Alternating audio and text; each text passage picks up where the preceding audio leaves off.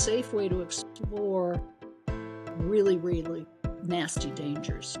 And when somebody writes a story that puts the heroine or the hero in a bad place and then challenges them to figure out how to get out, the reader goes right along with them.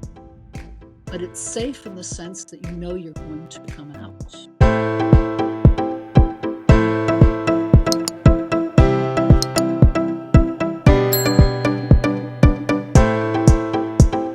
Today's guest is Sarah P. Blanchard, an author. Welcome, Sarah. I'm delighted to be on the air with you, as it were, and absolutely also delighted to be talking about what I've done. I can't wait. And especially I like having the conversations because I always walk away with learning so much myself. So I'm sure the listeners will learn a lot too. With that said, what is one of the most courageous things that you have done? I would have to say in the year 2003, my husband and I packed up and moved to Hawaii. We had been living on the east coast of the U.S. in Massachusetts, and it was after a couple of years after the September 11th bombings, and or the bringing down of the World Trade Towers. And we had done a reassessment of our lives, and we'd gone to Hawaii twice on vacation. And the second time we realized we could actually perhaps live there if we could work remotely. I got a job at the University of Hawaii in Hilo teaching, and we packed up and we just shipped everything, 2 dogs, household goods, cars, the whole 9 yards. And we were there for 7 years and not really knowing what the economy was like, having done some research, but not really knowing what we were stepping into. It was the most marvelous adventure of our lives. And we were there until the economy tanked in 08, 09. And then we reassessed things once again and came back to the mainland. But it was a most amazing time. And I've done things there that I never thought I would have done. I didn't even know existed. So it was take a deep breath and what are you thinking of and reinvent yourselves. And neither one of us thought of ourselves as a particularly courageous or adventurous sort of person. And we did it anyway. I absolutely love that. How fantastic, just packing up and going. And isn't that most of the adventures? That's, yeah. Oh, I ended up working for Gemini Observatory on the top of Mauna Kea, one of the big observatories there. I'm not an astronomer, but I am a facilities administrator, or was at that time. And that's the job I took there. And that particular job put me in touch with people, ideas, hugely educated, intelligent people, some of the most amazing large picture questions in the universe.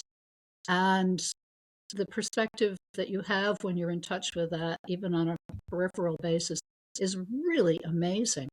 And just being there and discussing exoplanets and why Pluto got kicked out of the planetary family, discussing that with the people who actually kicked him out of the planetary family, was just the most amazing adventure ever. And it was an adventure of the mind as well as just a physical adventure, being in that very different environment, living 35 miles away from an active volcano, and then driving to the top of Mauna Kea in the winter where there were blizzards. So the physical environment, but also the mental stimulation, the cultural mix and blending. Hawaiian language is one of the 2 official languages in Hawaii, and you learn a little Hawaiian. Didn't know I was going to do that. Taught writing, creative writing, and communications to students who came from Samoa and Guam and the Marshall Islands, and I couldn't have located those on a map before I got there. But it was an amazing experience. Can only imagine. And for some reason, I don't know why, for the last, I would say about 4 months, I've been thinking about Hawaii, so this sounds exciting. And yeah, it's a place I'd like to all of a sudden visit. I've never ever thought about it before, but in the last 4 months, I've been thinking, I wouldn't mind. It's not a thought that I've had before, but you know, like they say, the world is your oyster.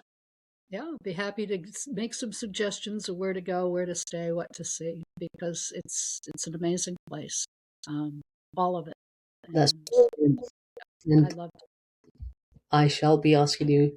it. Good. So, were you a courageous child? Because you have a lot No, of courage in you. no, I didn't think of myself as a courageous child. I look back now and I realize I had a certain fearlessness that was kind of in me from the start because I grew up on a farm. And if you are connected to the farm animal, we had cows and horses. And if you're connected to those large animals, you develop a way of moving around them, communicating with them, keeping yourself safe, and appreciating both their size and their particular, different from your own intelligence, so that you learn how to communicate with them. You don't necessarily learn how to communicate with or be among people a lot. And I had that physical capability, and I was strong and robust and athletic without even trying to be, simply by being there. But as a child going to school, and I grew up as an only child. I do have older siblings, but they were all out of the house by the time I came along, so I was an only child. And I was very content to read, write, play by myself, ride my pony, hang out with the cows, and not necessarily talk to people. So in school, I was the kid who sat in the back, always had the answers, but would never raise her hand to speak. And it took me a long time to change that and become able to stand up for myself in a group, in a social setting. And too many awkwardnesses, not knowing what to say. And eventually, I did get over that in high school and college a little bit. And then after college, it did change and it got better. That's great to hear because, it sounds idyllic being amongst all the animals and just being free. I get a Mm. sense of freeness. Yes, yes. And you do learn to depend on yourself. You make your own decisions. My mother would pack me up with a sandwich and send me off on my pony and just tell me be back by sunset. And we had no cell phones and we had no way to communicate except maybe knocking on the neighbor's door. And that was it. I'd go off with a friend or sometimes all by myself when I'm 7, 8, 9, 10 years old. And off I am in the woods and the fields and riding bareback on my pony forever. And sometimes the pony would come home without me because I'd gotten off somewhere and tied her to a tree and she'd gotten loose. She'd end up home.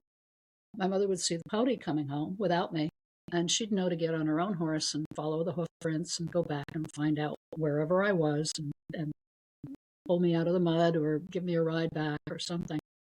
But she never particularly worried, except I had one problem.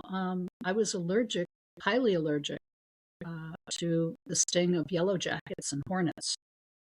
And we're on a farm, and we had yellow jackets and hornets, especially in the fall. Those guys come out, and I I would have asphyxia, and my breathing would shut down if I got stung by one.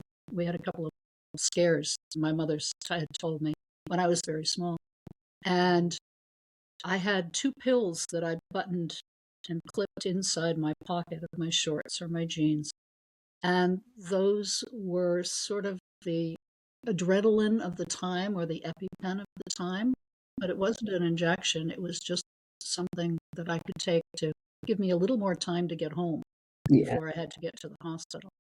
She still sent me off on the pony. And I think of that now, and it's like she trusted me to be sure I knew what I had to do. And she also simply trusted herself to have given me the skills to do that, I guess, which was quite remarkable. Wow, what character building. Yes, big, big influence in my life. And I didn't realize it at the time. You don't, you generally don't. It takes later to come around to realizing what that important adult, parents, might be a teacher, like even a librarian or a coach, can help you build into your life to be able to say, oh, I can do this. This is hard, and I can do the hard things. It doesn't happen overnight. You're not necessarily born with that. No, not at all. So, being an author, so what did you like to read as a child, and how has that changed over the years? I always loved mysteries, stories. So the Nancy Drew series was big for me, and so the Hardy Boys also was a thing. It was supposed to be for boys. That didn't. I was always a tom, what they called a tomboy, and I read whatever I could get my hands on. And I always was a very avid reader when I wasn't out playing with the horses and digging in the garden. I grew up in a family. Again, my mother was a big reader, and my father actually too. And I was always encouraged to read as much as possible. And I began writing very early and realized my teachers liked what I was writing. And at the age of 12, I entered a small writing, well, actually, it was a pretty good sized writing contest put on by a newspaper. And I won a $50 savings certificate and second best of all around in the state. And I thought I was hot stuff. I could be a writer, and that really kind of triggered the interest in writing more. Now, it turns out I wasn't hot stuff, and it took a long time for me to get to where I realized I had to learn the craft. I wasn't just born with this amazing skill. And so I had to take a few steps back and take some classes and then write. And I got better. You have to get better. And I got better at it. And once I accepted the fact I needed to learn a lot, and I just started studying the writers that I admired. And in the process of liking mysteries, finding clever answers to problems and solutions, and admiring the bravery of the people who do that in all these books, I also realized that something else my mother had told me was really important. When you're faced, and the reason we like mysteries and dark thrillers and things is because it's a safe way to explore really, really nasty dangers. And when somebody writes a story that puts the heroine or the hero in a bad place and then challenges them to figure out how to get out, the reader goes right along with them. But it's safe in the sense that you know you're going to come out. A good mystery story has overriding theme of justice. Mm, Now, there are some stories classified as mysteries where the justice can be a little ambiguous at the end. It's a bit of a compromise. But people tend not to read the ones that leave you hanging and don't give you that satisfying ending yeah. in some sense. So I realized that my mother had always said to me when I was young, she would say, okay, we're going to plan for the worst, hope for the best, and handle whatever happens. Do our best to handle whatever happens. And a lot of people, I think, including other members of my family, would have the hope for the best part down, and they were pretty good at handling whatever might happen. But that plan for the worst part is tough. And Mm, that requires you to look into the possibilities that could be truly disastrous or dangerous or simply uncomfortable. So once I got that part under my belt and I realized, okay, plan for the worst, and that includes all the scenarios where things could go very badly wrong, and you understand the risks, and then you take steps to avoid those risks or mitigate them. And once I realized I liked that part of it, I could go darker into my stories. So I write thrillers and dark mysteries, and yes, there's justice. but there's also we go a dark path to begin with. So that's where I've taken my writing. That's amazing. That actually goes nicely into my next question. You write thrillers, mysteries, and suspense. How have your experiences from firefighting to teaching to working at Gemini Observatory shaped your writing? The firefighting, I was a volunteer firefighter for a couple of years, and that came about because a friend of my husband's at the time had said he had joined the volunteer fire department in a little town in Connecticut, and everything's volunteer there. So there are no paid firefighters in the very small towns. We're talking 800 to maybe 6,000 people tops. And there's a volunteer firefighting brigade in every village. There really has to be. And it's a lot of people don't realize that if they move from the big cities, they think that it's well, they've got to be paid. No, they're not paid. They're the farmers and the lawyers and the doctors and the business people who drop what they're doing and respond to the sirens when they blow. And a friend had joined. He's a lawyer and a good friend, and he had said, "Well, the Pomfret Fire Department here is all male, and they need some volunteers." He says, "And I'd like to see a couple of women on the brigade, and I think you should be the first one," because he knew I had horses. I rode. I did farm work, and I kept myself physically fit. And he said, "You'd be the good first one." So he sponsored me to join the volunteer fire department, and I was the first one in their 250-year history or whatever it was. And you learn. It's talk about planning for the worst. Oh my goodness, you're in it with both feet, all of them immediately. Yes. And learning how to run up a staircase carrying 30 pounds of gear and a breathing pack, and which size hose you should use on which side of fire, and how to crawl in a window and come out on a ladder. All of that just really challenged me physically as well as mentally, because you have to keep your head and remember what you're supposed to do next. And I did fight a few fires. I was never sent into a burning building, but I have held a hose against a garage fire and knocking down brush fires and traipsing through the woods to do that. So I've had a taste of that. I can take that and put that into my writing. Yes. And understand what it's like to be challenged and to be afraid. Because being courageous is not being free of fear. It's not so much being fearless as in confronting the fear, managing it, and taking the next step forward, carrying that fear along. And if you can take that next step forward, the fear diminishes, it kind of fades to the background, and you know what the next step is, and the next step is. So that's what I aim for in my writing also. I want my protagonists to be able to keep taking those next steps. It's amazing. I think your mother really set you up for a brilliant world. Yes, yes. So, as a writer, how do you handle rejection and criticism? You have to have a thick skin. It happens all the time. When you write, if you're writing, if you're putting it down on paper and handing it to someone, you are inviting some sort of rejection or question or some response, and you can't control that response. I can control the words I put on the paper. I can't control how people read them. But I feel I have something to say, and I feel I have stories to tell. And if I want to tell those stories, I have to take that risk to ask people what they think of them. Please read and let me know what you think. And I am a member of several writers' groups where we gather together and share each other's writing in a safe space.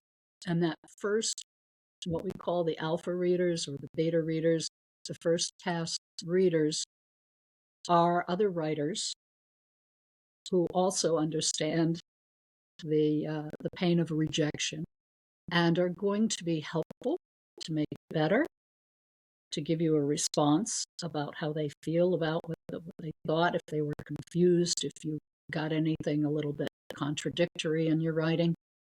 point those things out, and then also support you in the struggle to make it better. So suggestions, maybe if you did this, maybe if you did that. So nothing goes out into the public until it's been through a lot of revision and beta reading and suggestions from my fellow writers and people whom I trust. So that's a buffer.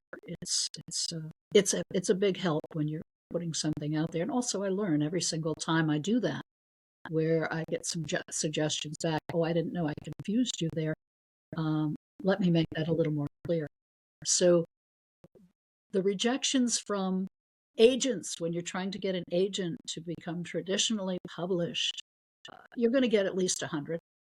So you have to send out at least 150 query letters to look for that agent. And each time you get the rejection, maybe you'll learn something from it. They might give you a little hint as to whether or not this could be made better. A lot of times they don't even answer, and you're just left wondering. So you're going to get a lot of rejection. You submit a poem to a literary journal, and they send it back. Thank you very much. And you have no idea whether they liked it, what they thought of it. They just didn't print it. It happens all the time. You get thin-skinned about it, and it's just okay. That wasn't my best reader. That didn't fit. And it's great to allow that as well, that acceptance, because I know some people take it personally and get upset and then they don't write again. I know of people that have done that, but it's actually having the courage to say, this is fine. If you expect it to work out all the first time, where's the learning in that? Mm-hmm. I had a wonderful developmental editor for my first novel, Drawn from Life. And she said to me, okay, you're going to have to cut out, you've got 10 pages here about the schnauzer. I have a dog in the story. The schnauzer only gets 2 pages. You have to cut the other 8. We're going to trim this back. And I said, but everybody loves the schnauzer. And she said, but it doesn't move the story forward. It doesn't support the story. It's just 10 pages about this fun little dog. So I took it out. Well, she said to me then, don't murder your darlings. Don't kill your darlings. It's a phrase that we use in editing.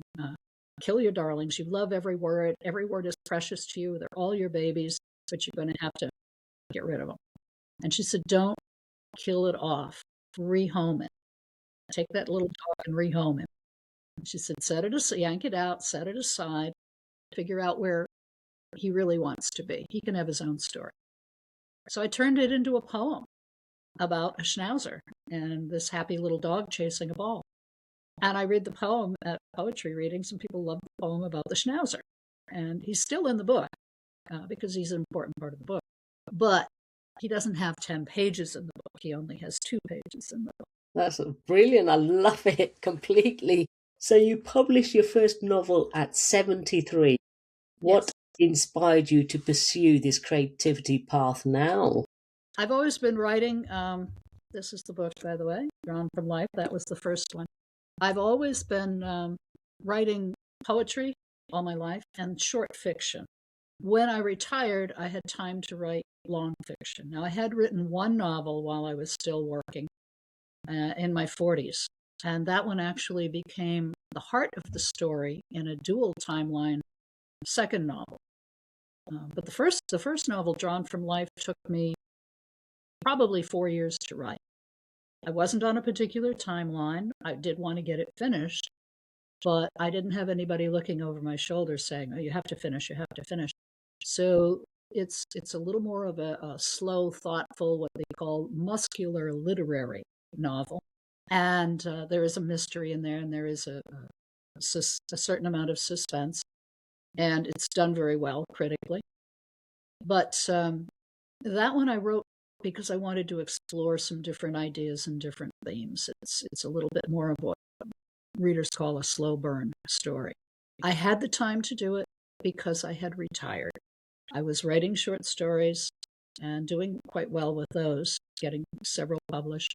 But I wanted to explore something larger and longer than what I could do in just a short story. I wrote a novella about 20,000 words, 25,000 words. And then I wanted to expand further, and I knew I could take it further at that point because the structure of a novel is so much more complex than a piece of short fiction, short story, or flash fiction. And you really have to do a lot more of structural work to keep it flowing forward and together. And there's a whole other set of learning processes that go into that. But I had the time. And I absolutely admire and can't quite believe anybody who can hold down a full-time job and also write a novel at the same time. That just, to me, is an astonishing feat. But now I've completed my second novel, Grabtown, and that came out in October. That is a dark thriller. We did go dark on that one. And now I'm working on the third. And I think probably 3 will be enough, and then I'll work on memoirs and collecting the short stories and some more poetry. So I am very grateful for the luxury to do what I choose to do in that regard. I'm fortunate that way. That's absolutely beautiful. And like you said, it's a process, isn't it? Yes, yes, very much. So how do you stay curious and continue embracing new challenges in what some call retirement years? My husband says I have not retired. I'm not allowed to use that term. And I just want to explore different things. What I find through writing is that different interests pop up. And the one I'm working on now is going to take me up to northern Vermont, which is about a 5-hour drive away from here, and visit some friends in northeastern Vermont. And the reason for that is I'm setting it in a small town in where there's a planetarium. So now I'm going to pull out the astronomer information that I gained, the astronomy information that I gained when I worked for Gemini Observatory. And I'm going to write a dark thriller with an astronomer. And then, because my husband suggested it, a ventriloquist. So those are two of the main characters in the book. I know nothing about ventriloquism. I know something about astronomy, and I worked for a museum that included a planetarium. So I've got that part, some of it. But ventriloquism is way beyond me, aside from having watched Shirley Lewis when I was younger. And it's something I'm going to have to explore. I'm going to have to go find a few ventriloquists and ask them how they have learned their craft and understand puppetry a little bit better. And I'm really looking forward to it because I don't know anything about it. So that gives me a chance to go off and explore these things that I need to put into the book.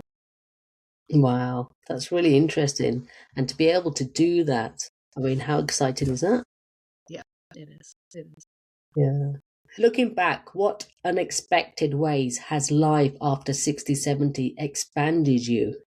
I think through the people that I get to meet and talk with, especially some of the opportunities I have for travel when I do book talks and book tours.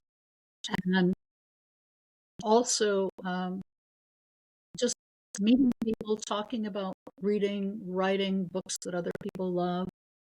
I've turned to reading, expanding my own reading so that I am reading other authors I never knew were out there. A lot of indie authors, self-published, small press authors, and poets, short story writers, historical writers, all sorts of writers that I get to meet as a result of being in the book world. And that for me is going to sustain me forever, or as long as forever is. And I wake up every morning happy, or at least looking forward to the day in some sense. And for me, that's a real gift. I think that kind of lifelong wanting to learn and curiosity is an important part of being able to step outside the door each morning and go look for the next thing that could be really interesting. And why wouldn't we? Absolutely. I really get that, yes. What would you say to the listeners who want to reinvent themselves or pursue a passion later in life? Make time, find time, to do it in little chunks right now. Don't wait. I mean, my one small regret is that I wish I had tried harder to carve out time earlier to be more serious about my writing and to learn more about the craft. Looking back, though, I can't recall any time when I could have done more. But try to find a way to do what you want to do, whether it's writing or learning to surf or play tennis or learn to dance.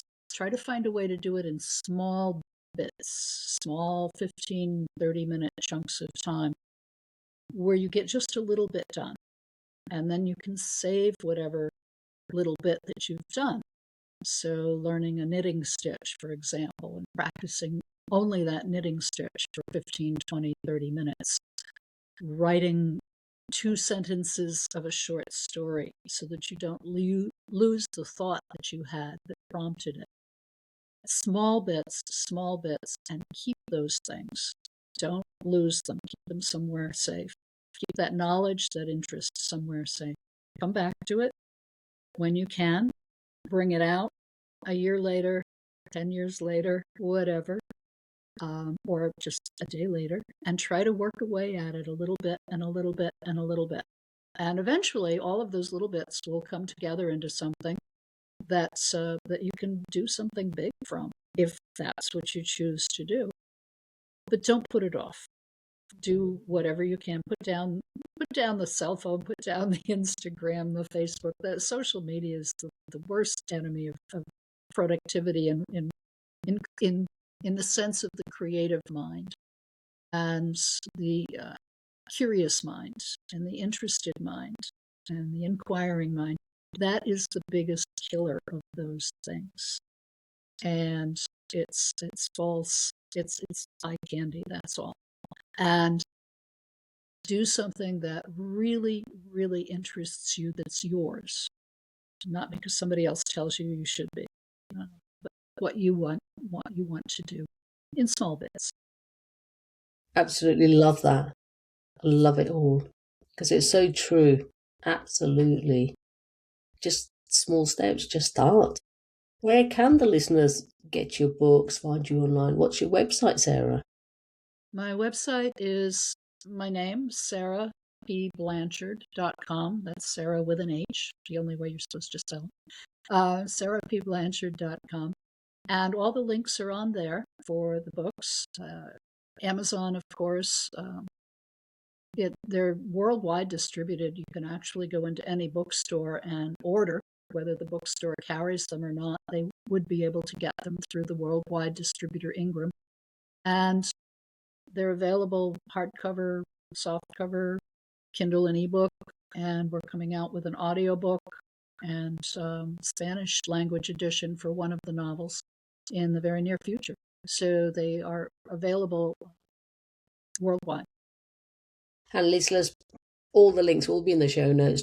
Do please go ahead and check it out for yourself. If there's one key takeaway you want every listener to walk away with today, what would that be? Stay curious, stay interested, keep exploring in whatever shape that takes, whatever that takes for you, however you define that.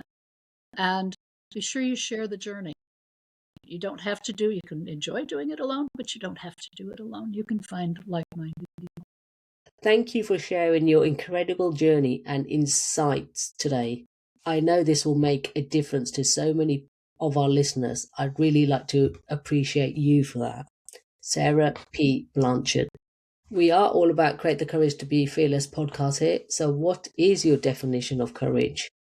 My definition of courage is what I said earlier. I think it's simply facing what you need to face and standing up and taking a small step and knowing what it is that makes you afraid and taking a step forward anyway.